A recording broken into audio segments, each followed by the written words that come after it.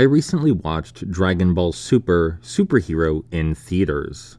What is Dragon Ball Super Superhero? Dragon Ball Super Superhero is a CG anime. Excuse me.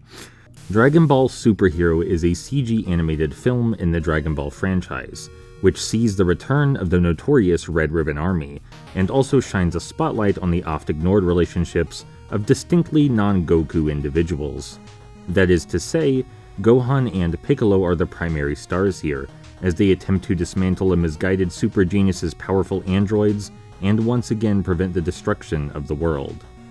The writing is pretty sharp on average and is certainly an upgrade over Broly, thanks to a greater focus on character development and comedy. The comedy even fuels the character development directly on many occasions, which I'm always a fan of. Most prominently, we get to see Piccolo's pride as a father figure and fighter, how he's changed with age, and where his personal convictions lie. He kept his hobbies and many of his idiosyncrasies, but the slower dialogue-centric scenes really flesh out his affections for his surrogate son Gohan, his aggressively emotional views on parenting in general, and we even get to see him suffer something of a midlife crisis. Like, sure, he could use the Dragon Balls to wish the film's conflict away, but his pride won't let him, and he's not about to just wish himself unstoppable or invincible either. He only wants Shenron to bring out his latent abilities, in a way that appears natural.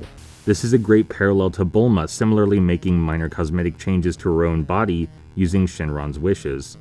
Piccolo wants to be a bit buffer, Bulma wants to be a bit sexier. They're both using this immortal dragon to sate their pride, and they both get defensive about it. It's great. It all goes a long way to paint Piccolo as a relatable, if excessively bombastic, portrayal of fatherhood. It's a bit muted by the fact that Shenron threw in a bit extra, allowing Piccolo a new transformation, which is highly uncharacteristic. Gohan, the co-star, gets much less time to develop, but we get what we need out of him. He's obsessed with his research and often neglects his duties in training, or even forgets to spend time with his own daughter, leaving Piccolo to pick up the slack. The character arc here is obvious. Gohan has to learn to defend what truly matters: his family, his friends, and, well, the whole Earth.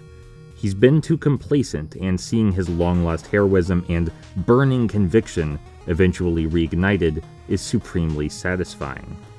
Even if Piccolo gets a far greater share of memorable scenes, there's genuine character development here, which is welcome in a series which can often feel a bit stagnant and low stakes. We learn interesting new things about these beloved shonen icons, and that's always welcome. I'm also overjoyed to see traditional Dragon Ball humor in full effect. Superhero even manages to have a few interesting themes regarding the true nature of heroism, how heroic deeds must come from the right place, with the right intention, and be carried out in service of others, selflessly. The secondary antagonist, Dr. Hedo, accidentally wound up making a world-ending super threat because he was selfishly obsessed with the superficial aesthetic of heroism rather than the substance. Speaking of superficial aesthetic, though, not every decision the story makes is thoughtful. The final boss of this film is called Cell Max, and he's not great. He borrows visual characteristics from Cell, but that's really the extent of his relation.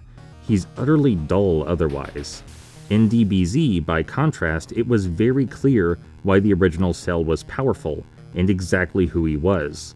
He was born from the DNA of the strongest fighters in the world, and expertly utilized all their capabilities in combat. In addition, he could just straight up absorb people to gain power. Cell Max has neither of those things going for him. He's Cell in name only. Lastly, and this is far more on the presentational side of things, while the animation is explosively colorful during choice scenes, it's not nearly as fluid as Broly before it. I'd go so far as to say it pales in comparison. The cinematography, impact of moves, and body language just felt all around less expressive and creative. This may have to do with the transition to CG animation, and all the different technicalities that entails, but it's a noticeable downgrade. If you do plan on watching it, I would recommend the Japanese version, as I generally tend to. It has slightly better dialogue and more nuanced characterization. I'm still kinda sour with Funimation after what they did to Dragon Ball GT's dub. We're getting off topic here though. Dragon Ball Super Superhero is well written, breezily paced, and absolutely captures the humor and magic of Dragon Ball, even if it's nowhere near as smart as DBZ was in its heyday.